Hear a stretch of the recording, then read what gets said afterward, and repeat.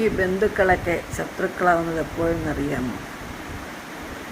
നമ്മളിതുപോലെയുള്ള പ്ലാറ്റ്ഫോമിൽ വന്ന് ഓരോ വീഡിയോ ഇടുമ്പോഴായിരിക്കും, ഓരോ വീഡിയോ ചെയ്യുമ്പോഴായിരിക്കും അവർക്ക് ഇഷ്ടപ്പെടാതെ വരികയും ശത്രുത ഉണ്ടാവുകയും ചെയ്യുന്നത്. അവർക്കതിനെ കഴിയാതെ വരുന്നു ഇല്ലേ? പിന്നെ നമ്മളത് ഓപ്പണായിട്ട് അവരുടെ മുഖത്ത് നോക്കി പറയുകയും സംസാരിക്കുകയും കൂടി ചെയ്യുകയാണെങ്കിൽ അതിലൂടെ ശത്രുത വരും ഇല്ലേ? ഇവരൊക്കെ ശത്രുത കാണിച്ചെന്നും പറിച്ചിട്ട് നമുക്ക് നമ്മുടേതായിട്ടുള്ള തീരുമാനങ്ങൾ വേണ്ടാന്ന് വെക്കാൻ പറ്റും ഇല്ലേ? നമുക്ക് നമ്മളാവാനല്ലേ കഴിയും, നമുക്കും പറയാൻ കഴിയും ഇല്ലേ?